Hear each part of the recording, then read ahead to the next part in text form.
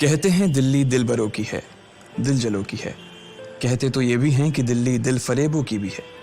और लकी यानी कि लक्ष्मण लाल अग्रवाल में ये सारे गुण मौजूद थे। लोग उसकी शक्ल को देखकर ही कह देते थे, अबे दिल्ली से हो क्या। लकी वैसे दिखने में स्मार्ट और अट्रैक्टिव था, पर जेब से खस्ता हालत होने की वजह से रहता बेहद सिंपल तरीके से था। शर्ट का रंग उड़ा हुआ और पैंट से पैबंद जुड़ा हुआ। कहने को तो उसकी उम्र के लड़के दिल्ली की सड़कों पर रात को मोटर बाइक दौड़ाते थे, लेकिन लकी उर्फ लक्ष्मण लाल अग्रवाल सिर्फ कमरे से कॉलेज में पढ़ाई और गर्लफ्रेंड डिंपल के साथ थोड़ा वक्त बिताना, फिर कॉलेज से दुकान, दुकान से जब होम डिलीवरी आए तो वहां, और फिर घर चला जाता था। हाँ, कभी कभी जब वो किसी लड़के को खाली सड़क पर मोटर बाइक दंदनाते हुए देखता तो कहता, एक दिन अपना टाइम भी आएगा जब मैं चश्मा लगाकर बैठूंगा और पीछे डिंपल को बैठाऊंगा। देखना, जब वो मेरी कमर में अपना हाथ कसेगी और मैं तेजी से मोटरसाइकिल को इंडिया गेट के आसपास दौड़ाऊंगा तो सारे दिल्ली का दिल हम दोनों को देखकर जलेगा। दुकान में रखा हुआ बर्नॉल भी काम नहीं आएगा। लकी ने कहा और अपने हाथ में बर्नॉल की क्रीम को दबा दिया। जैसे ही उसने क्रीम को दबाया, उस क्रीम बाहर आ गई। अबे गाधे, क्या कर रहा है? वो कोई स्पंज की गेंद है क्या जो उसे दबा रहा है? दुकान के मालिक ने उससे फटकारते हुए कहा और उसके सर पर एक चपत लगा दी। Sorry sir. लकी ने अपना सिर बचाते हुए कहा। वो खरोल बाग में स्थित एक छोटी सी मेडिकल स्टोर पर काम करता था। उसकी दुकान का नाम था चमन मेडिकल स्टोर और उसके ओनर का नाम था चमन लाल। लकी पिछले 5 साल से इन्हीं की दुकान पर काम कर रहा था। यहाँ इस छोटी सी शॉप पर काम करना उसकी मजबूरी थी। लाइफ में कंगाली की वजह से उसे कॉलेज में पढ़ाई पूरी करने के लिए पार्ट टाइम जॉब करना था। उसने कई अच्छी जगह अच्छी तनख्वाह की नौकरी ढूंढी पर नहीं मिली और वो इस मेडिकल स्टोर पर ही अटक गया। गधे, अब इसके पैसे क्या तेरा बाप भरेगा? कटेगा। इसका पैसा भी तेरी तनख्वाह से कटेगा और एमआरपी से डबल रेट में कटेगा। चमन ने अपने दांतों को किचमिचाते हुए कहा। गुस्से की वजह से उसकी नाक फूल गई थी और लकी की सांसें। उसने घबराते हुए ओनर से पूछा, एमआरपी से डबल क्यों सर जी? ताकि अगली बार से ऐसी कोई हरकत करने से पहले तू डबल बार सोचे, चमन ने कहा और उसके हाथ से ट्यूब छीन ली। उसका जी तो चाह रहा था कि वो लकी की खोपड़ी पर एक और बार अपना हाथ साफ कर ले, लेकिन उससे पहले ही दुकान का फोन बजने लगा। फोन की घंटी बजते ही लकी को वहां से निकलने का मौका मिल गया और वो भागते हुए फोन उठाने के लिए चला गया। हेलो जी, करोल बाग के बेस्ट मेडिकल चमन मेडिकल स्टोर से बोल रहा हूँ, बताइए क्या काम था? ये लकी की पेटेंट लाइन थी। चाहे कहीं से भी फोन आए, लेकिन उसे फोन पर बस यही बोलना था। जैसे ही इधर लकी ने अपनी बात कही, उधर से जवाब आया, मैं ब्लूमिंग नाइट होटल के कमरा नंबर 303 से बात कर रहा हूँ। एक छोटा सा ऑर्डर है, नोट करो और जल्दी से होटल पर डिलीवर करवा दो। वो एक लड़के की आवाज थी। उसकी आवाज में काफी भारीपन और एक अजीब सी जल्दबाजी थी। जैसे ही लकी ने वो आवाज सुनी, पता नहीं क्यों उसे वो आवाज जानी पहचानी सी लगी। जी सर, बताइए आपका क्या ऑर्डर है? हाँ तो लिखो, हार्ट प्ले के 2 पैकेट और 1 पैकेट टिश्यू। लकी, जो कि अपना पेन लेकर खड़ा था, हार्ट प्ले का नाम सुनते ही झिझक गया। असल में हार्ट प्ले नाम का एक कंडोम आता था और इसलिए उसका नाम सुनते ही लकी शर्मा गया था। इतने साल से भी मेडिकल की स्टोर पर काम करने के बाद उसे इन चीजों का नाम सुनने में शर्म आती थी। हेलो भाई, लिखा कि नहीं लिखा? उस आदमी ने फिर से लकी से पूछा। जी सर, लिख लिया सर, लिख लिया। लकी ने खिसिया कर हंसते हुए कहा। लिख लिया तो फिर लेकर निकल, उस लड़के ने कहा। उसकी आवाज सुनकर ना जाने ऐसा क्यों लग रहा था कि वो बहुत बड़ा आदमी था। जी सर, मैं सर, लेकिन सर बाहर तो बारिश हो रही है, लकी ने कहा। उसने देखा कि बाहर बहुत तेज बारिश हो रही थी। उनकी दुकान के सामने पानी भर गया था और तेज हवाओं की वजह से चमन मेडिकल स्टोर का बोर्ड भी गिर गया था। लकी को लग रहा था कि वो इतनी तेज बारिश में अभी एकदम से तो नहीं निकल पाएगा, तो उसने उस लड़के को समझाते हुए कहा, सर मैं ऑर्डर तो ले आऊंगा पर थोड़ा टाइम लग जाएगा, बारिश थोड़ी थम जाए आप। इससे पहले कि वो कुछ आगे बोल पाता, फोन पर लड़का बोल पड़ा। तुम्हारे मालिक को पता है कि तुम मल्होत्रा जी के लड़के को मना कर रहे हो? हाँ पता है, बारिश हो रही है, इसलिए सारा सामान अच्छे से थैली में पैक करके लाना और लेट नहीं होना चाहिए, समझे? उस लड़के ने कहा और इससे पहले कि लकी आगे कुछ कह पाता, उसने फोन काट दिया। उधर से लकी के दुकान का ओनर उसे घूर कर देखा जा रहा था। लकी के हाथ में पेन और पेपर देखकर ही वो समझ गया था कि उसके पास कोई ऑर्डर आया था। आज वैसे भी इतनी बरसात होने की वजह से सुबह से इक्का दुक्का ग्राहक ही दुकान पर आए थे। ऐसे में उसकी दुकान का मालिक एक भी ऑर्डर को छोड़ना नहीं चाहता था। वो लकी को देख रहा था और लकी बारिश की ओर देख रहा था। बारिश का बहाना नहीं चलेगा, जाना पड़ेगा, चमन लाल ने कहा। मैं बहाना नहीं कर रहा सर, थोड़ी बारिश धीमी हो जाए तो मैं चला जाऊंगा। अभी आप खुद ही देखिए कितनी तेज बारिश है। वो पता नहीं कोई मिस्टर मल्होत्रा का कोई बेटा कुछ ज्यादा ही जल्दी में था, मैं साइकिल से तो पहुंच नहीं पाऊंगा इतनी जल्दी। लकी ने उनकी ओर देखते हुए कहा। क्या कहा? मिस्टर मल्होत्रा जी का बेटा? तू मेरी दुकान बंद करवाएगा क्या? अभी क्या भी निकल उनका ऑर्डर लेके, वो हमारे बहुत पुराने कस्टमर है, चमन ने कहा। पर लकी ने कहा ही था कि चमन बोला। पर कुछ नहीं, तू मेरी मोटरसाइकिल ले जा, उसने गुस्से में कहा। अरे सर जी, 200 के ऑर्डर में मुश्किल से 40 रुपए बचेंगे, इससे 3 गुने का तो पेट्रोल ही लग जाएगा, और अगर गाड़ी रास्ते में बंद हो गई तो अलग से खर्चा, लकी ने समझाते हुए कहा। वो जानता था कि उसका मालिक इन सब बातों पर ध्यान नहीं देने वाला। चमन लाल बोला। कोई बात नहीं, तू जा, चाहे जो हो जाए ग्राहक नाराज नहीं होना चाहिए, और वैसे भी वो मल्होत्रा जी का बेटा है। चमन लाल ने मोटरसाइकिल की चाबी लकी की ओर उछालते हुए कहा। लकी ने चाबी ली। उसे देखकर उसके अंदर मिक्स फीलिंग आ गई। एक तो वो बहुत खुश हुआ कि बड़े दिनों बाद बाइक चलाने को मिलेगी, पर वहीं दूसरी तरफ दुखी इसलिए हुआ कि बाइक मिली भी तो ऐसी तेज बारिश में, अगर खराब हो गई तो इसकी चपत भी उसके सिर पर ही पड़ेगी। वो मुंह लटकाकर रेनकोट और हेलमेट पहनते हुए वहां से निकल गया। बाहर आकर बाइक को देखा तो लकी ने मन में सोचा, चलो ठीक है, जो होगा देखा जाएगा, कम से कम बाइक तो चलाने को मिल रही है।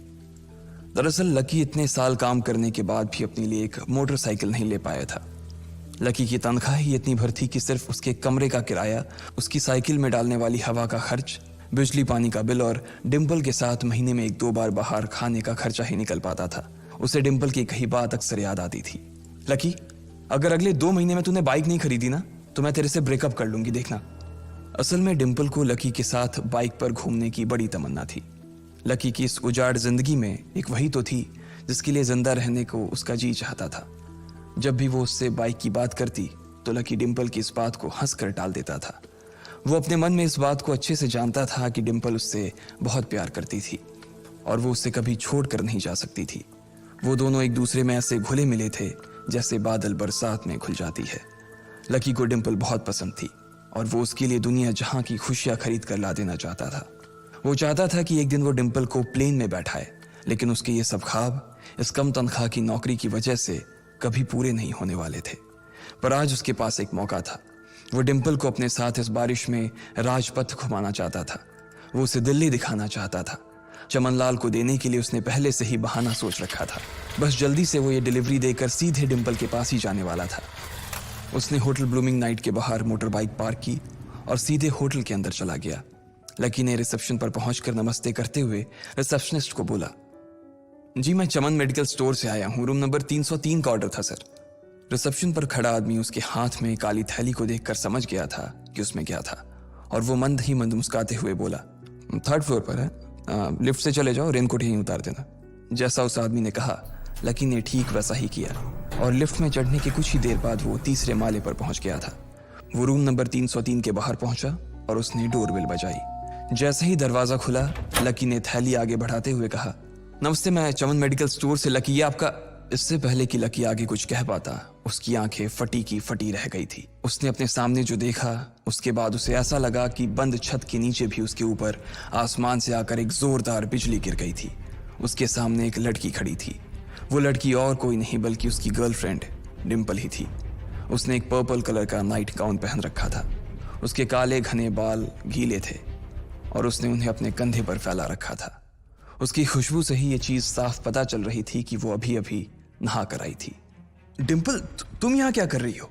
लकी को अपनी आंखों पर विश्वास ही नहीं हो रहा था।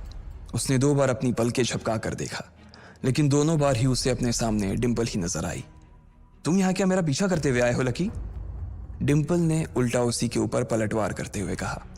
लकी को देखकर उसके दिल की धड़कन भी तेज हो गई थी। उसे उम्मीद नहीं थी कि लकी यहाँ आ जाएगा।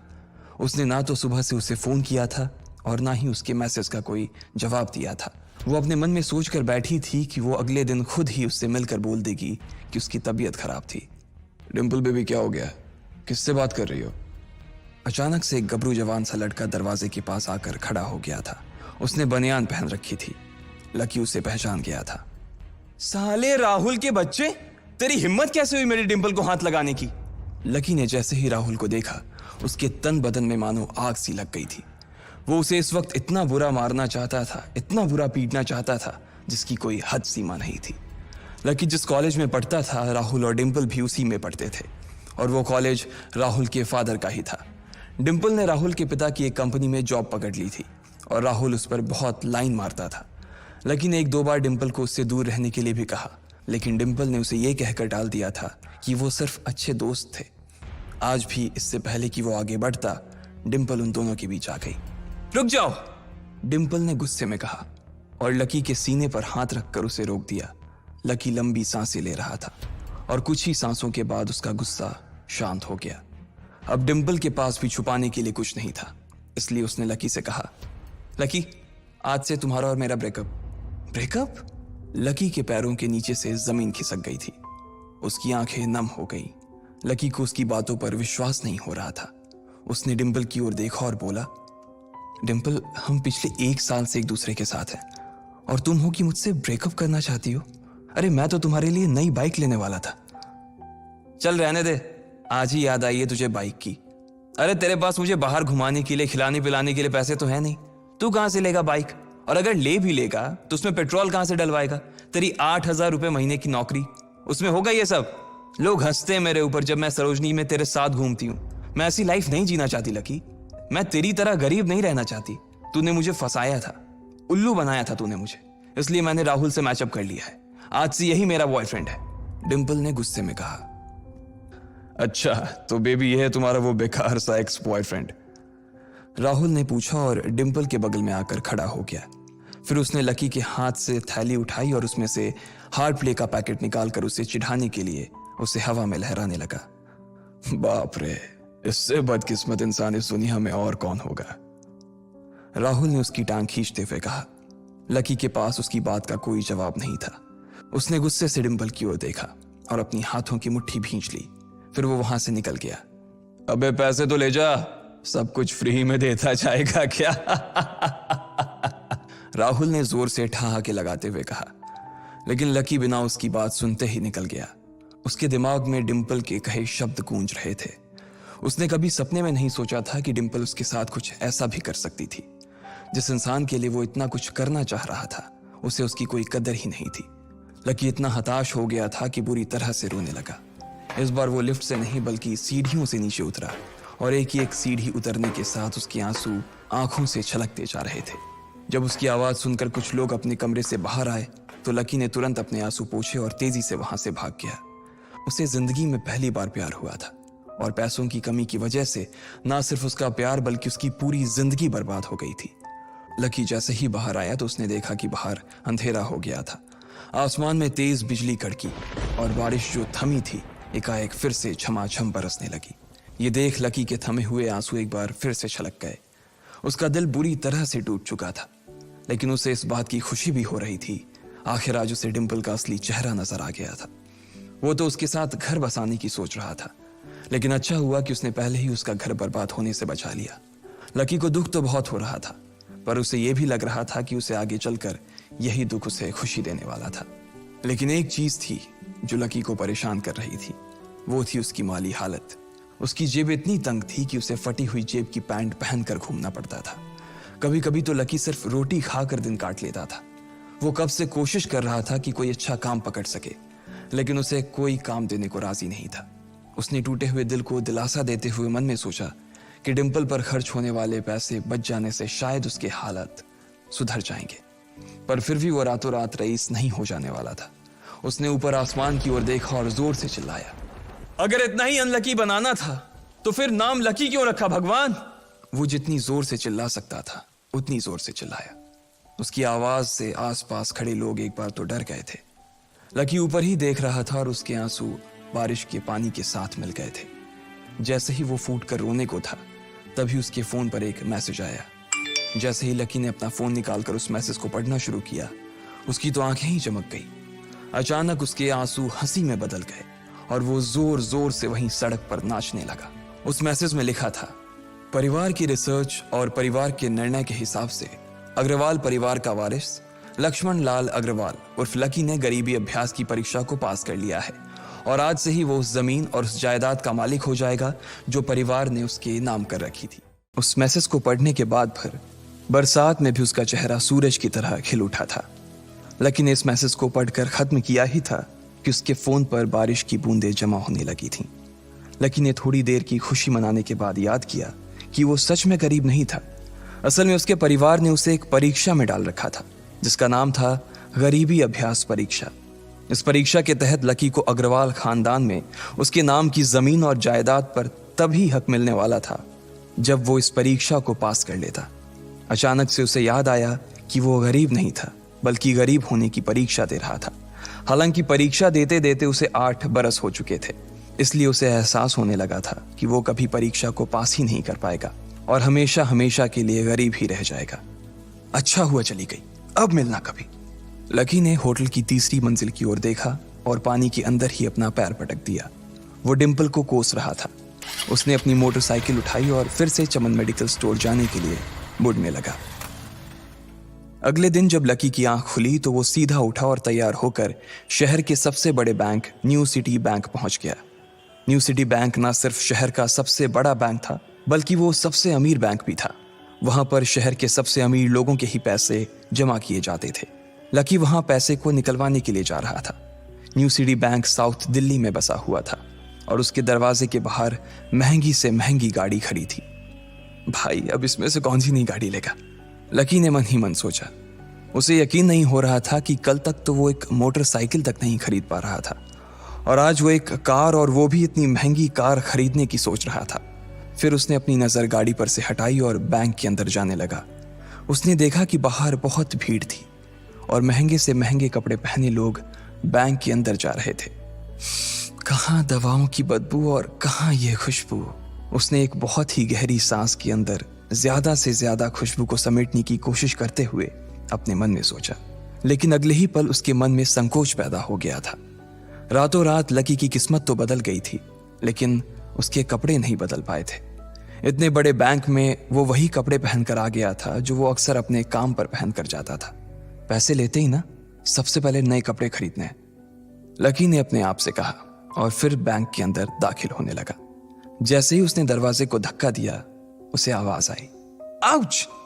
लकी थोड़ा सा हड़बड़ी में दिखाई दे रहा था और इस जल्दबाजी के चक्कर में वो एक लंबे बाल वाली लड़की से जा टकराया था जो कि उसके बगल में ही चल रही थी। माफ करना, मैं आपको देख नहीं पाया, सॉरी। लकी ने तुरंत उससे हाथ जोड़कर माफी मांगते हुए कहा। उस लड़की ने इतने अच्छे कपड़े पहन रखे थे कि उसे देखकर ही लग रहा था कि वो किसी अमीर घराने की लड़की थी, इसलिए सॉरी बोलते वक्त ना चाहते हुए भी लकी के हाथ उसके सामने जुड़ गए थे। लेकिन जब उस लड़की ने लकी के कपड़े और उसके हुलिये को देखा तो उसने अपनी नाक भौं सिकोड़ ली। वो लगभग हर रोज इस बैंक में आया और जाया करती थी, लेकिन उसने आज तक इस बैंक के अंदर लकी जैसे फटीचर आदमी को घुसते हुए नहीं देखा था। उसके बालों में से आंवले के तेल की गंध आ रही थी। उसने गुस्से भरी नजरों से लकी की ओर देखा और बोली, क्यों नहीं देख पाए? मैं क्या ट्रांसपेरेंट हूं? तुम्हें इतनी बड़ी लड़की दिखाई नहीं देती? इससे पहले कि बात आगे बढ़ती, उस लड़की ने देखा कि इस बैंक की मैनेजर यास्मीन पटेल उन दोनों की ओर बढ़ी चली आ रही है। उसने भी लकी को देखकर वैसी ही शक्ल बनाई थी जैसी शक्ल उस लंबी लड़की ने बनाई थी।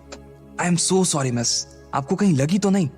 यास्मीन ने उस लड़की से पूछा और फिर घिन्न भरी नजरों से लकी की ओर देखने लगी। लकी तमतमाती आंखों से उन दोनों को देखा जा रहा था। वो जानता था कि उसने इतनी जोर से भी दरवाजा नहीं खोला कि उसे चोट लग जाए, लेकिन असल में उसे यह मालूम नहीं था कि वो लोग उसे नहीं बल्कि उसके कपड़े को देख रहे थे। यास्मीन ने लकी को ऊपर से नीचे तक देखा और ना जाने उसके मन में क्यों शक पैदा हो गया। क्या आप मुझे बता सकते हैं कि आप यहाँ पर किस काम से आए हैं? यास्मीन ने बड़ी मुश्किल से अपने चेहरे पर एक मुस्कान लाते हुए कहा। वो उसका हुलिया देखकर ही समझ गई थी कि वो यहाँ का कस्टमर तो नहीं था।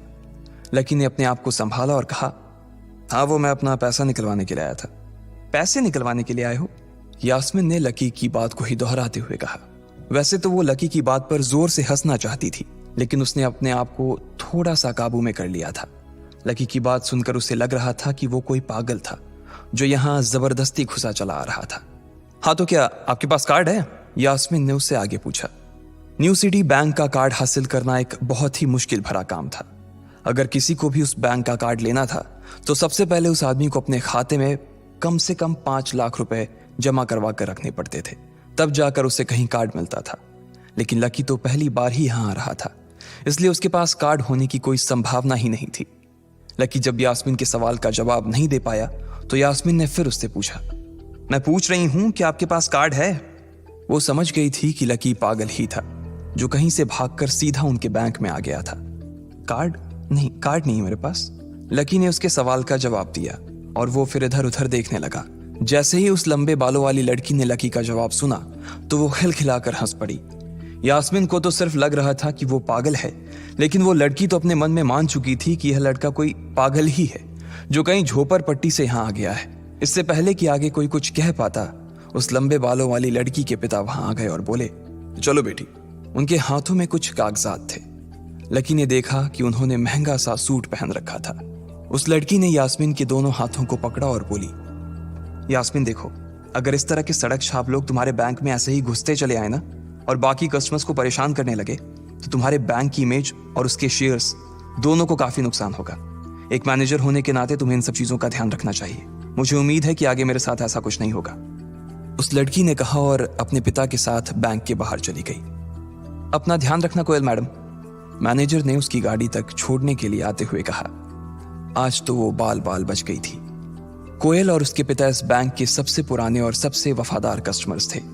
अगर आज यास्मीन उन्हें नाराज कर देती और वो उसके बैंक से अपना खाता बंद करवा देते तो शायद यास्मीन की नौकरी तक जा सकती थी। और यह सब हो रहा था उस पागल लकी की वजह से। इसे जल्द से जल्द यहां से भगाना पड़ेगा, यास्मीन ने अपने आप से कहा और फिर बैंक के अंदर आने लगी। यास्मीन उसे अपने बैंक से बाहर निकालने के तरीके के बारे में सोच रही थी, मगर जैसे ही वो बैंक में दाखिल हुई उसने देखा कि लकी वहां था ही नहीं। अरे अब ये कहां चला गया? उसने अपने आप से पूछा। वो इधर उधर देखने लगी, लेकिन लकी वहां भी नहीं था। यास्मीन को अच्छे से पता था कि वो उसके सामने तो बाहर नहीं निकला था। इसका मतलब था कि वो बैंक के अंदर ही था, लेकिन यास्मीन उसे ढूंढ नहीं पा रही थी। कुछ देर तक बैंक के सारे कोनों को देख लेने के बाद यास्मीन को लगा कि शायद लकी यहां बहुत ही असहज महसूस कर रहा होगा, और जब वो कोयल को दरवाजे पर छोड़ने के लिए आई तब उसके पीछे पीछे वो भी निकल गया होगा। चलो जान बची, यास्मीन ने अपने आप से कहा और अपने केबिन में आकर बैठ गई। जैसे ही उसने आज के दिन की पहली फाइल उठाई थी उसे किसी एक की झलक दिखी। ये कोई और नहीं बल्कि लकी ही था। अरे ये कहां छिपा हुआ था? यास्मीन ने अपने आप से ही कहा और तुरंत फाइल को टेबल पर रखकर वो ऑफिस के बाहर आ गई। उसने देखा कि लकी बैंक के वीआईपी लॉन्ज के बाहर खड़ा था और उसके खंबे की आड़ की वजह से वो यास्मीन की नजर से बाहर हो गया था। अब यास्मीन को तो वो मिल गया था, लेकिन उसके लिए उससे भी बड़ी एक और मुसीबत खड़ी हो गई थी। लकी जिस कमरे के बाहर अभी खड़ा था उस कमरे के अंदर शहर के सभी रईस लोगों का उठना बैठना था। बैंक के सिलसिले में या फिर किसी दूसरे काम के सिलसिले में वो सभी लोग यहीं आकर बात किया करते थे। उस कमरे के अंदर जो लोग बैठे थे उन सबके करोड़ों रुपए इस बैंक के खाते में जमा थे। अब अगर ऐसे में लकी वहां घुस जाता तो सब लोग मिलकर यास्मीन की गर्दन पर चढ़ जाते। रुको, जहां हो वहीं खड़े रहो, यास्मीन जोर से और साथ ही गुस्से से चिल्लाई। बाकी के लोग जो वहां खड़े थे वो यास्मीन की ये चीख सुनकर डर गए थे। कुछ लोगों को उसकी इतनी जोर से आवाज करने की वजह से गुस्सा भी आ गया था और यास्मीन सबसे मुस्कुराते हुए माफी मांगकर आगे बढ़ती जा रही थी। वो लकी को किसी भी तरह से उस कमरे में जाने से रोकना चाहती थी, लेकिन उससे पहले ही वो उस कमरे के अंदर दाखिल हो चुका था। अरे यार, ये आदमी है या गधा? यास्मीन ने अपना ही सिर पीटते हुए कहा और वो भी उस कमरे के दरवाजे की ओर बढ़ने लगी। उसने उस कमरे का दरवाजा खोलने की कोशिश की, लेकिन वो अंदर से लॉक हो गया था। बाप रे, ये कैसा आदमी है? बिना परमिशन के अंदर घुसा तो घुसा, लेकिन दरवाजा भी अंदर से बंद कर लिया। अब यास्मीन की सांसें फूलती जा रही थी। उसे बहुत डर लग रहा था। उसका जी यह सोचकर घबराए जा रहा था कि ना जाने अंदर लकी और उस रिलेशन मैनेजर के बीच क्या हो रहा होगा। इधर जैसे ही लकी कमरे में दाखिल हुआ, वहां का कस्टमर रिलेशन मैनेजर जो कि सोफे पर फैला हुआ था, वो उसे देखते ही अचानक सीधा बैठ गया। हेलो सर, कैसे हैं आप? उसके मुंह से बिना लकी को देखते हुए ये शब्द निकले। उसे याद था कि इस कमरे में कुछ खास लोग ही आते थे और जो भी आते थे यास्मीन उनके आने की खबर उसे पहले ही दे देती थी। लेकिन इस वक्त जो आदमी उसके सामने खड़ा था, उसे देखते ही वो अपनी जगह पर जम गया था। ना तो वो कहीं से भी वीआईपी लग रहा था और ना ही वो उसका कोई रिश्तेदार था। कौन हो भाई तुम? क्या चाहिए तुम्हें? उस मैनेजर ने 20 साल के जवान लड़के को देखते हुए कहा, मैं यहाँ अपना पैसा लेने आया हूँ। लकी ने सीधे मुद्दे की बात को मैनेजर के सामने रखते हुए कहा, तुम्हारे पास हमारा सुप्रीम कार्ड है? मैनेजर ने उससे ऊपर से नीचे तक देखा और पूछा, नहीं नहीं, मेरे पास कोई कार्ड नहीं है। लकी ने कहा, तो फिर हम तुम्हें कोई पैसा नहीं दे सकते। चलो अभी दरवाजा खोलो और सीधा बाहर निकलो। मैनेजर ने कहा और सोफे पर से उठ गया। नहीं, मैं अपना पैसा लिए बिना नहीं जाऊंगा यहां से। लकी भी जिद पर अड़ गया। अरे बोला ना, बिना कार्ड वाले को पैसा नहीं मिलता है, और वो भी पैसा होगा तब तो मिलेगा ना। मैनेजर ने उसके करीब आते हुए कहा, अरे पैसा है तभी तो निकालने आया हूं सर। लकी ने कहा, देख फालतू की बहस मत कर सुबह सुबह, वरना मैं सिक्योरिटी को बुला लूंगा तो वो लोग मार मार कर बाहर निकालेंगे तुझे। लकी यह सुनकर घबरा गया था। मैनेजर के चेहरे का गुस्सा उसे साफ नजर आ रहा था, लेकिन ऐसा भी नहीं था कि वो झूठ बोल रहा था। भले ही उसके पास कार्ड नहीं था, लेकिन इसका मतलब ये नहीं था कि वो अग्रवाल खानदान का लड़का नहीं था। जैसे जैसे मैनेजर उसकी ओर बढ़ता चला जा रहा था, लकी का डर भी बढ़ता जा रहा था। मैनेजर को लग रहा था कि वो कोई संकी था और वो उसे धक्का मारकर बाहर निकालने के लिए आगे बढ़ ही रहा था कि अचानक घबराए हुए लकी के दिमाग में एक आइडिया आया। फिंगरप्रिंट! उसने अपना अंगूठा कमरे में मौजूद उस मैनेजर के सामने उठाते हुए कहा। फिंगरप्रिंट? कौन सा फिंगरप्रिंट? मैनेजर ने चौंकते हुए पूछा। अरे अरे, आपने कहा ना कि आपको कार्ड चाहिए, पर मेरे पास कार्ड नहीं है, फिंगरप्रिंट है, और मुझे मालूम है कि आपके यहाँ फिंगरप्रिंट से भी पैसे निकलते हैं। यह कहते ही लकी ने एक राहत की सांस ली थी, लेकिन मैनेजर को यह समझ नहीं आ रहा था कि आखिर लकी को फिंगरप्रिंट की जानकारी मिली कैसे। तुम फिंगरप्रिंट यूज करना चाहते हो? मैनेजर ने लकी को घूरते हुए पूछा। लकी की शक्ल और उसका हुलिया मैनेजर के लिए उसकी बातों से मेल नहीं खा रहा था। हाँ, मैं फिंगरप्रिंट यूज करना चाहता हूं सर, लकी ने सीना चौड़ा करते हुए कहा। उसे इस तरह देख तो मैनेजर और भी कंफ्यूज हो गया था। मैनेजर ने सोचा कि उसे एक चांस देना चाहिए, इसलिए उसने लकी को फिंगरप्रिंट इस्तेमाल करने की इजाजत दे दी थी। वो अपनी टेबल के पास गया और उसके दराज में फिंगरप्रिंट वाली मशीन ढूंढने लगा। 2-3 ड्रॉर में झांकने के बाद आखिरकार उसे वो मशीन मिल गई थी। चुपचाप यहां पर अपना अंगूठा लगाओ, मैनेजर ने मशीन को आगे बढ़ाते हुए लकी से कहा। लकी ने अपनी फटी हुई पैंट के पिछले हिस्से में अपना अंगूठा पोंछा और फिर उस मशीन पर लगा दिया। 2 सेकंड बाद मशीन में से एक आवाज आने लगी। उसके अंदर एक लाल बत्ती चल रही थी और वो जोर जोर से बीप कर रही थी। देखा, तुम्हारा फिंगरप्रिंट मैच नहीं कर रहा है। मैंने पहले ही बोला था कि कोई खाता नहीं है इस बैंक में तुम्हारा। मैनेजर ने लकी को ऐसे देखा जैसे वो कोई बड़ा अपराधी था। मैनेजर उसकी पैंट की ओर देखने लगा। उसे लग रहा था कि लकी ने अपनी जेब में कोई हथियार छुपा रखा था और वो मैनेजर को बेवकूफ बना रहा था। इससे पहले कि लकी अपनी जेब से कोई बंदूक या बम निकालता, मैनेजर ने अपना फोन निकाला और पुलिस का नंबर लगाने लगा। लकी ने उसकी स्क्रीन पर देख लिया था कि वो 100 नंबर पर फोन लगा रहा था। लकी बुरी तरह से घबरा गया था। वो बहुत ही उत्साह और जोश में अंदर तक तो चला गया था, लेकिन उसे मालूम नहीं था कि वो इतनी बड़ी मुसीबत में फंसने वाला है। लकी बैंक के अंदर दाखिल तो हो गया था, लेकिन जब मैनेजर ने उससे पैसे निकालने के लिए कार्ड मांगा तो उसके पास कार्ड नहीं था। उसकी फटेहाल हालत देखकर पहले ही मैनेजर को गुस्सा आ रहा था और उसमें लकी ने ये डिमांड रख दी थी कि वो फिंगरप्रिंट से पैसे निकलवाना चाहता था। लेकिन पानी तब सर के ऊपर से निकल गया जब उंगली मैच नहीं हुई। मैनेजर ने फोन निकाला और पुलिस को फोन लगाने लगा।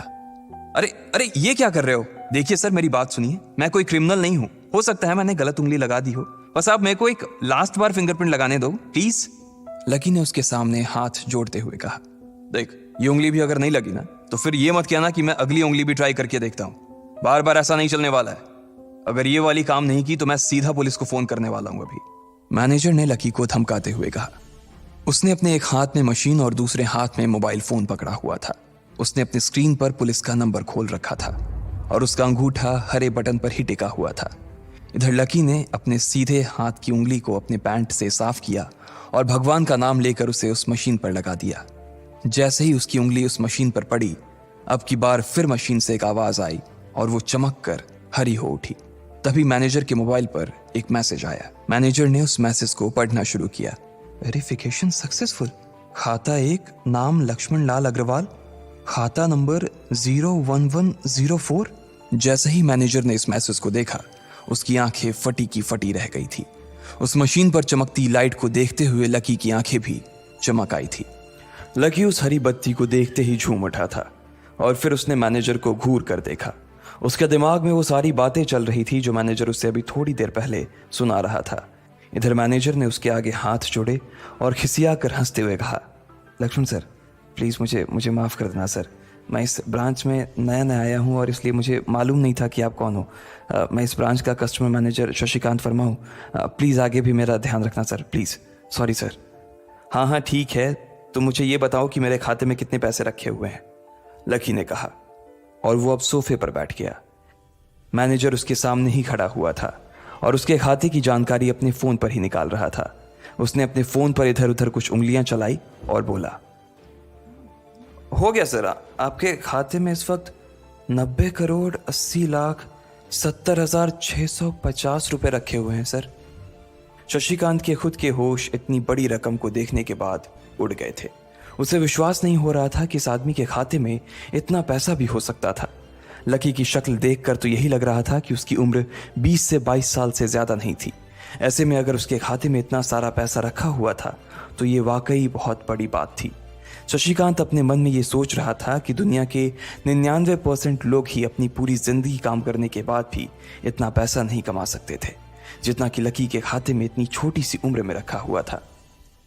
लेकिन लकी ने इधर जब उसके फोन में अपने खाते पर पड़ी हुई जानकारी को देखा तो उसे कुछ अजीब सा लगा। उसे लग रहा था कि उसे तुरंत इतने पैसों के हिसाब से अब अपनी जिंदगी को ढालने की कोशिश करनी शुरू कर देनी चाहिए, वरना उसके साथ वही होने वाला था जो आज बैंक में उसके साथ हुआ था। अरे अरे सर, खाते में पैसे के अलावा और भी चीजें हैं जो मैं आपको बताना चाहता हूं सर।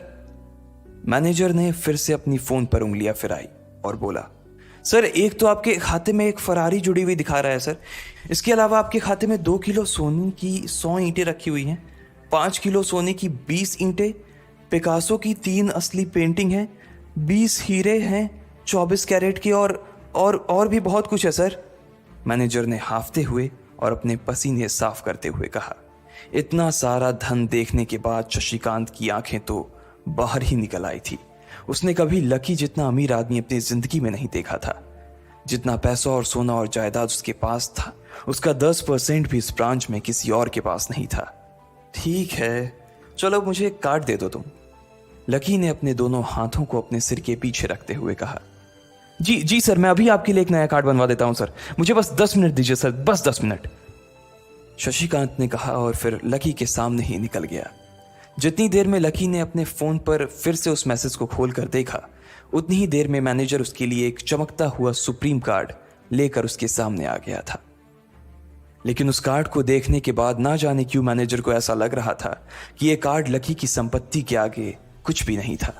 फिर भी मैनेजर इसमें कुछ नहीं कर सकता था क्योंकि वो जानता था कि उसके पास इस ब्रांच में इससे बड़ा और कोई कार्ड नहीं था। इसलिए फिलहाल वो लकी को यही दे सकता था। उसने उस कार्ड पर लकी का पूरा नाम लक्ष्मण लाल अग्रवाल गुदवा दिया था। लीजिए सर आपका कार्ड, पासवर्ड वगैरह सर आपको ईमेल पे मिल जाएगा, शशिकांत ने मुस्कुराते हुए कहा और वो लकी के सामने हाथ बांधकर खड़ा हो गया। इधर लकी ने उस कार्ड को उलट पलट कर देखा और फिर अपनी जगह से खड़ा होकर वो बाहर निकलने लगा। शशिकांत का मन तो यही कर रहा था कि वो उसे दरवाजे तक छोड़ने जाए, लेकिन उसकी ड्यूटी इसी ऑफिस में थी और वो किसी को बाहर छोड़ने नहीं जा सकता था। फिर भी वो लकी के लिए दरवाजा खोलने के लिए आगे आ गया था। इधर यास्मीन अपने कैबिन में अपना सिर पकड़े हुए बैठी थी। उसे समझ नहीं आ रहा था कि आखिर अंदर चल क्या रहा था। एक पल को तो उसे लगा कि लकी पागल नहीं बल्कि बदमाश था कोई और उसने शशिकांत को बंदी बना लिया था। लेकिन जब वो लकी के लिए कार्ड लाने के लिए अपने दफ्तर से बाहर आया तो यास्मीन को लगा कि कुछ गड़बड़ नहीं हुई थी।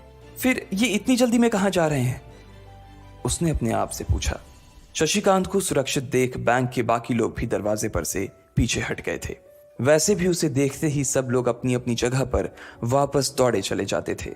शशिकांत का खौफ ही ऐसा था कि उसकी आंखों की झलक भर से खड़ा कर्मचारी जाकर अपनी कुर्सी पर बैठ जाता था।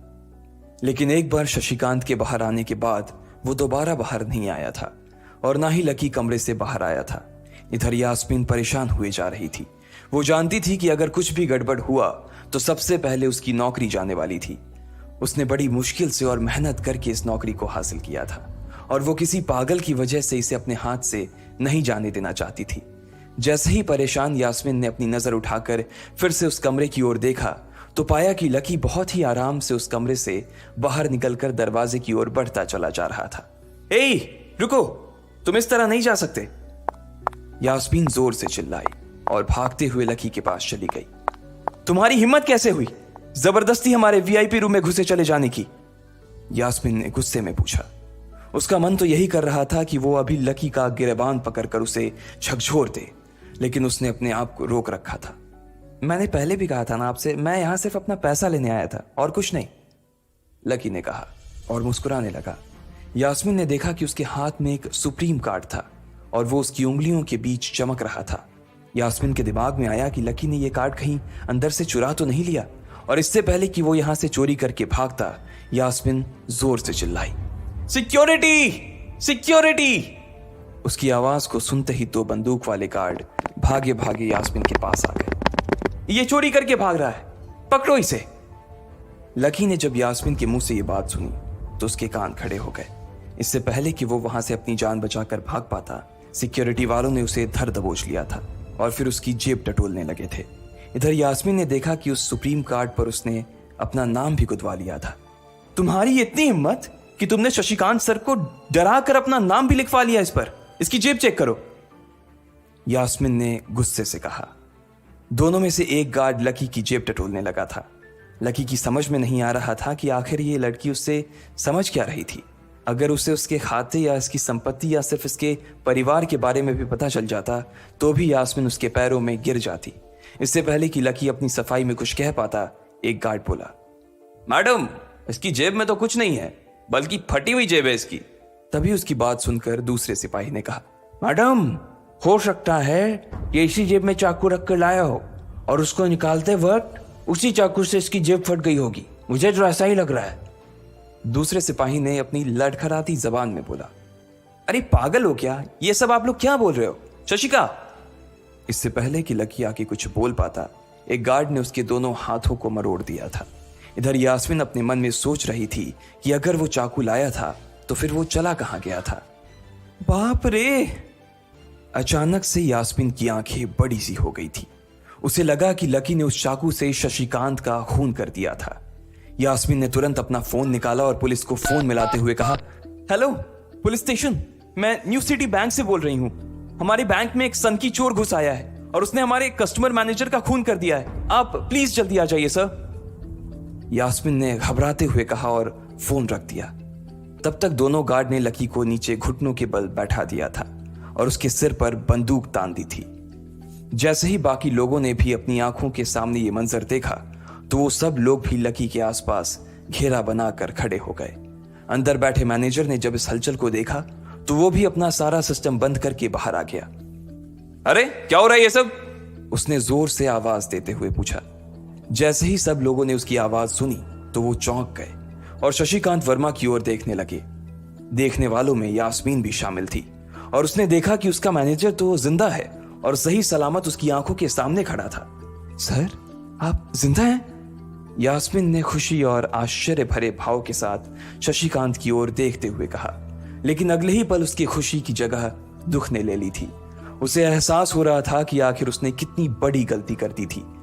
यास्मीन ने अपनी ही जुबान काट ली थी और उसके जले पर नमक छिड़का शशिकांत ने। उसने कहा, मैं क्यों इतनी जल्दी मरने लगा और तुमने ये सब क्या तमाशा लगा रखा है?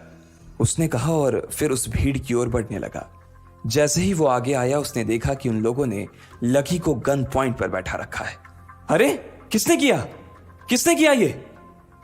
शशिकांत तुरंत लकी की ओर दौड़ा और उसने उसके पास खड़े दोनों गार्ड्स को हटा दिया। फिर लकी को उठाने के लिए उसने अपना हाथ उसकी ओर बढ़ा दिया और बोला, sir I am really sorry sir, इस बेवकूफ़ी के लिए मैं आपसे माफ़ी मांगता हूं sir, I am really sorry sir. Shashikant उसके पैरों में ही गिरने को हो गया था। लकी उसका हाथ पकड़कर खड़ा हुआ और फिर यास्मीन की ओर घूरने लगा। आप पूछ रहे थे ना ये किसने किया? इसने किया है ये, और इसने सिर्फ इतना ही नहीं किया बल्कि इसने पुलिस को भी बुला लिया है। इसे लग रहा है कि मैं कोई क्रिमिनल हूं जिसने आपका खून कर दिया है और आपसे ये कार्ड चुरा कर भाग रहा हूं, ये कार्ड जो आपने मुझे दिया है। लकी ने यास्मीन की ओर उंगली दिखाते हुए गुस्से में कहा। अचानक ही सब लोग थोड़ा पीछे हटकर यास्मीन को देखने लगे थे। यास्मीन घबराई हुई सी फर्श पर तो कभी छत को देखे जा रही थी। यास्मीन, जो मैं सुन रहा हूं क्या वो सच है? शशिकांत ने यास्मीन को घूरते हुए गुस्से में पूछा। उसकी आंखों में छुपे गुस्से को यास्मीन बर्दाश्त नहीं कर पा रही थी।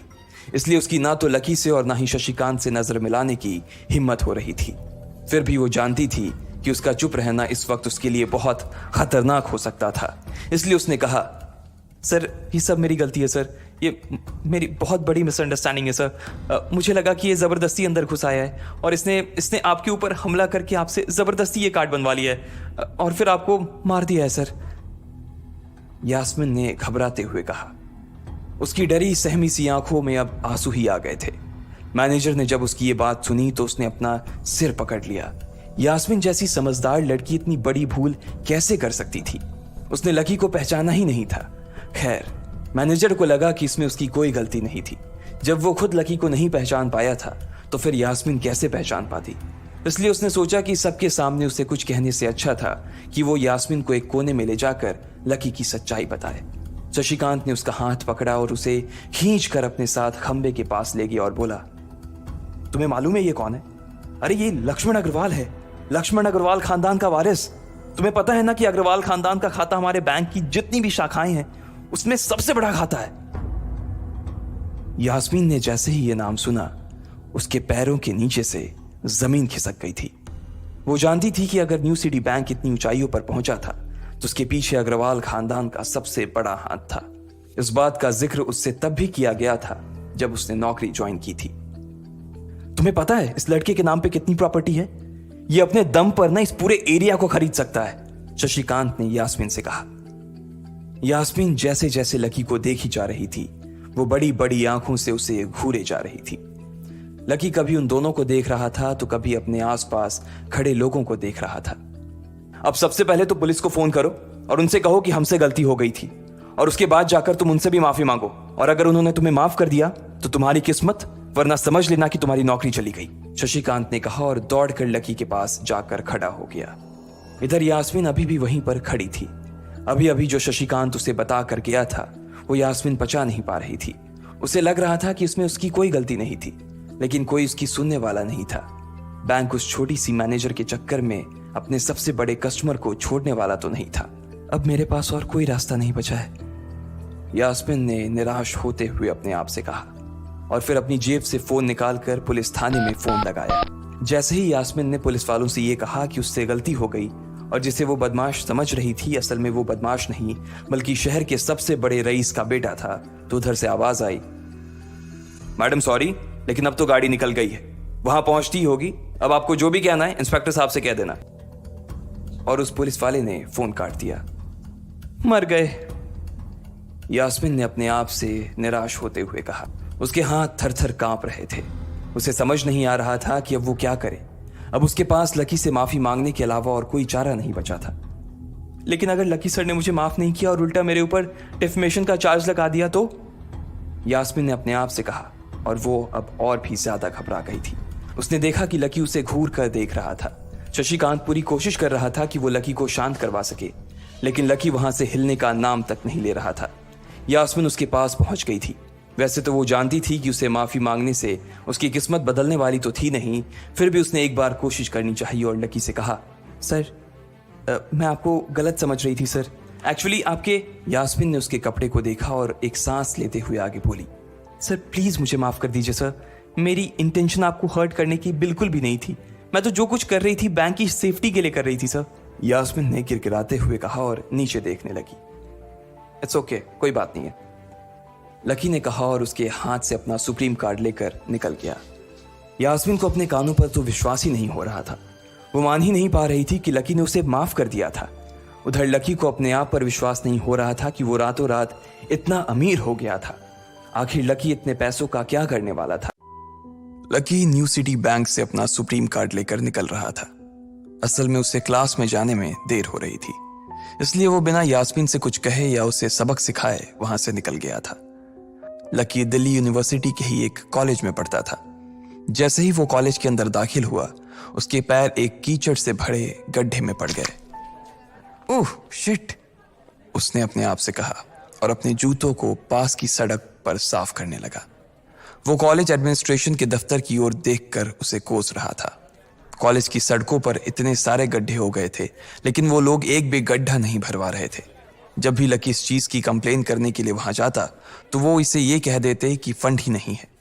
उसने जैसे तैसे अपना जूता तो साफ कर लिया था, लेकिन वो अपनी पैंट पर लगे कीचड़ के दाग को साफ नहीं कर पाया था। वो बाथरूम की ओर जा पाता, इतने में क्लास की घंटी बज गई। वो भागते हुए क्लास में पहुंचा। उसने दरवाजे के बाहर से ही देखा कि प्रोफेसर कमलनाथ मिश्रा पोडियम पर आ गए थे और उन्होंने आज के लेक्चर की शुरुआत भी कर दी थी। जैसे ही उनकी नजर बाहर खड़े लकी पर पड़ी तो उनकी आंखें निराशा से भर आई। इधर लकी का सिर भी शर्म से झुक गया था और उसे अंदर ही अंदर बुरा लग रहा था। कॉलेज में जितने भी प्रोफेसर थे उनमें से कमलनाथ जी को लकी सबसे ज्यादा पसंद करता था। बाकी प्रोफेसर ये बात जानते थे कि लकी पढ़ाई के साथ साथ जॉब भी करता था, इसलिए उसका पढ़ाई में ध्यान नहीं था, इसलिए वो भी लकी के ऊपर ज्यादा ध्यान नहीं देते थे। कुछ लोग तो पूरी क्लास के सामने उसका मजाक भी उड़ाते थे, लेकिन सिर्फ कमलनाथ जी ही ऐसे प्रोफेसर थे जो उसके साथ बराबरी का व्यवहार करते थे। लकी बिना कुछ कहे वैसे ही अपना सिर नीचे झुकाए क्लास में दाखिल हो गया। जैसे ही उसके पैर क्लास में पड़े सभी लोग उसकी ओर देखने लगे। अबे ये फटीचर कब से लेट आने लगा? सूरज पश्चिम से उग सकता है लेकिन ये कभी लेट नहीं हो सकता। आज क्या हो गया इसे? एक लड़के ने लकी को चढ़ाते हुए कहा। अबे यार इसकी पैंट तो देख कितनी गंदी है। भाई क्लास में लड़कियां भी होती हैं, कम से कम कपड़े तो ढंग से पहन के आ यार। दूसरे लड़के ने कहा और उसकी ये बात सुनकर उसके पास बैठी लड़की हंस दी और बोली, अरे कहां से पहन कर आता? कपड़े के लिए तो पैसे हैं नहीं इसके पास, एक ये कपड़ा है इसके पास, बहुत है इसके लिए। क्लास में बैठे सभी लोगों ने लकी के ऊपर फफ्तियां कसनी शुरू कर दी थी। हर कोई उसके ऊपर कुछ न कुछ कहे जा रहा था। ऐसा नहीं था कि लकी ये सब आज ही सुन रहा था। इस तरह की फफ्तियों का सामना वो रोज करता था। रोज उसे ऐसी बातें सुनकर बुरा भी लगता था और आज भी उसने अपना सिर नीचे तो झुका लिया था, लेकिन आज उसके चेहरे पर एक मुस्कान थी। इन लोगों को पता नहीं था कि यह अनलकी आज कितना लकी होकर आ रहा है। जैसे ही क्लास में बैठे बच्चों का शोर बढ़ने लगा, उधर से कमलनाथ जी ने चिल्लाते हुए कहा, आपस में बात करना बंद करो। अगर तुम लोग इस तरह बात करते रहोगे तो मैं आगे नहीं पढ़ाऊंगा। सभी लोग शांत होकर उनकी बात सुनने लग गए। तब तक लकी भी अपनी कुर्सी पर जाकर बैठ गया था। कमलनाथ जी ने फिर से पढ़ाना शुरू किया और पढ़ाते पढ़ाते ना जाने क्यों उनकी नजर बार बार लकी की ओर जा रही थी। लकी को समझ नहीं आ रहा था कि कमलनाथ जी ऐसा जानबूझकर कर रहे थे। उनकी आंखों को देखकर ऐसा लग रहा था कि उनमें लकी के लिए ढेर सारा गुस्सा भरा हुआ था। उसे ऐसा लग रहा था कि शायद वो अपने प्रोफेसर की उम्मीदों पर खरा नहीं उतर रहा था। थोड़ी ही देर में कमलनाथ जी की क्लास खत्म हो गई। बच्चों आज की क्लास यही खत्म होती है। कल आप सबको क्या काम करके लाना है वो मैंने यहाँ लिख दिया है। कल मिलते हैं आप सबसे, कमलनाथ जी ने कहा और क्लास के बाहर चले गए। जैसे ही वो बाहर गए पीछे वाले दरवाजे से किसी की आवाज आई, डिंपल। जैसे ही वो आवाज सबके कानों में पड़ी सब लोग क्लास के पीछे वाले दरवाजे की ओर देखने लगे। वहां कोई और नहीं बल्कि डिंपल का नया बॉयफ्रेंड राहुल खड़ा था। ये लोग राहुल को अच्छी तरह से जानते थे। राहुल ने दरवाजे से झांक कर देखा तो वहां कोई नहीं था। वो धीरे धीरे कमरे में दाखिल हुआ और सीधा डिंपल के पास चला गया। डिंपल खिड़की के पास बैठी हुई थी। जैसे ही राहुल उसके पास पहुंचा, डिंपल ने अपने हाथ उसकी गर्दन में किसी हार की तरह डाल दिए और उसकी बाहों में झूम उठी। उधर राहुल ने भी डिंपल को सबके सामने चूम लिया था। यह नजारा देखते ही सबकी नजरें लकी के ऊपर जा टिकी। सबको अभी तक तो यही पता था कि डिंपल लकी की गर्लफ्रेंड है। किसी को इस बात की खबर नहीं थी कि उन दोनों का ब्रेकअप हो गया था। डिंपल को राहुल की बाहों में देखकर लकी के तन बदन में आग तो लग गई थी, लेकिन फिर भी वो शांत होकर वहीं बैठा हुआ था और उसने अपने गुस्से पर काबू कर लिया था। अरे भाई लकी, क्या हो रहा है ये सब? डिंपल राहुल के साथ कैसे? उसके एक दोस्त ने आकर लकी से कहा। होने देना यार, जो हो रहा है छोड़ना, लकी ने कहा। उसका इस बारे में किसी से बात करने का कोई मन नहीं हो रहा था। अरे भाई तुझे पता है वो राहुल कितना चालू आदमी है। अभी तक इस कॉलेज की 5 लड़कियों को फंसा चुका है और ये डिंपल छठी है, लकी के दोस्त प्रीतम ने उससे कहा। उसकी ये बात सुनते ही लकी ने प्रीतम को घूर कर देखा। प्रीतम को लगा कि लकी को उसकी बात का बुरा लगा था, लेकिन अगले ही पल वो उसे देखकर मुस्कुराया और बोला, कोई बात नहीं भाई, सबकी अपनी अपनी लाइफ है। ये कहकर लकी डिंपल की ओर देखने लगा जो कि राहुल की बाहों में इतरा रही थी। वो जानती नहीं थी कि लकी चाहता तो यहीं खड़े खड़े राहुल और उसके पिता को उनके कारोबार समेत खरीद सकता था। उधर जैसे ही राहुल और डिंपल की नजर भी लकी पर पड़ी तो वो जानबूझकर उसे छेड़ने के लिए उसके सामने से गुजरने लगे। अच्छा लकी, सुनना जरा। अचानक से डिंपल लकी के सामने रुकी और बोली। उसने अभी भी राहुल की कमर में अपना एक हाथ डाल रखा था। फिर उसने अपने दूसरे हाथ से अपना मोबाइल निकाला और उसका कवर खोलकर लकी के मुंह पर फेंक दिया और बोली, अब क्योंकि मैं तुम्हारे साथ नहीं हूं, इसलिए मुझे तुम्हारे इस बेकार से कवर की कोई जरूरत नहीं है। इसे तुम अपने पास रख सकते हो। लकी ने उससे कुछ नहीं कहा और नीचे गिरा वो कवर उठाकर अपनी टेबल पर रख दिया। बेबी, इसने तुम्हें कवर गिफ्ट किया? कवर कौन गिफ्ट में देता है भाई? राहुल ने उसके सामने ही डिंपल से कहा। राहुल लकी को नीचा दिखाने का एक भी मौका अपने हाथ से जाने नहीं देना चाहता था। लकी अंदर ही अंदर मुस्कुरा रहा था। डिंपल ने राहुल की ओर देखा और बोली, बेबी, बात यह है कि जिसकी मोबाइल खरीदकर गिफ्ट करने की औकात नहीं होगी, वो सिर्फ कवर ही तो गिफ्ट कर सकता है ना, और क्या। कोई बात नहीं बेबी, मैं आज ही तुम्हें एक नया फोन दिलवाता हूं। आ जाओ, चलते हैं कनॉट प्लेस और वहां से लाते हैं बेबी के लिए एक नया फोन, राहुल ने कहा। लकी का मन तो यही कर रहा था कि वो जोर से राहुल के ऊपर हंसे, लेकिन उसने अपनी हंसी को रोक लिया था। हाँ बेबी, हमने एक पहले नया फोन खरीदेंगे और फिर उस फोन की पार्टी भी करेंगे, और उसके बाद आज, डिंपल ने कहा और राहुल के चेहरे पर उंगलियां फिराने लगी। राहुल भी और लकी भी उसके इशारे को समझ गए थे। लकी जानता था कि ये सब सिर्फ उसे चिढ़ाने के लिए वो कर रही थी, लेकिन लकी को खुद के लिए नहीं बल्कि डिंपल के लिए बुरा लग रहा था। वो मन ही मन ये सोच रहा था कि अगर डिंपल बस थोड़ा सा और इंतजार कर लेती तो आज लकी उसके लिए फोन की पूरी दुकान खरीद कर रख देता। भाई, ये सब क्या हो रहा है? तेरे सामने ये सब हो रहा है और तू बस मुस्कुराया जा रहा है। गुस्सा नहीं आ रहा तुझे? प्रीतम ने लकी से पूछा। नहीं यार, जो हो रहा है अच्छा ही हो रहा है। जो होता है वो भी अच्छे के लिए होता है, इसलिए चिल यार, छोड़, लकी ने कहा और फिर राहुल और डिंपल की ओर देखने लगा।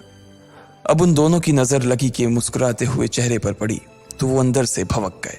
दोनों की दोनों ही ये सब सिर्फ और सिर्फ लकी को जलाने के लिए कर रहे थे, लेकिन वो तो ऐसे बैठा था जैसे उसका और डिंपल का कोई रिश्ता ही नहीं था। जब अपनी इस बातों का लकी के ऊपर कोई असर होता नहीं दिखा तो डिंपल राहुल से बोली, बेबी चलो यहां से। बेबी नहीं बेबी, हबी। आज से तुम मुझे हबी बोलोगी और मैं तुम्हें बोलूंगा मेरी प्यारी वाइफी, राहुल ने कहा और लकी के सामने ही डिंपल को चूम लिया। ये देखते ही लकी थोड़ा सा जल्द भुन तो गया और उसका जवाब भी वो राहुल को देना चाहता था, इसलिए उसने कहा, डिंपल ये सब क्यों कर रही हो तुम? क्या दिखाना चाहती हो इससे? लकी को डिंपल का ऐसा रूप देखकर उसी के लिए बुरा लग रहा था। राहुल की किसी बात का तो लकी के ऊपर कोई असर ही नहीं हुआ, लेकिन लकी की इस बात का राहुल को जरूर बुरा लग गया था। उसने गुस्से से अपनी नाक फुलाते हुए कहा, ओए फटीचर, ज्यादा बकवास करने की जरूरत नहीं है।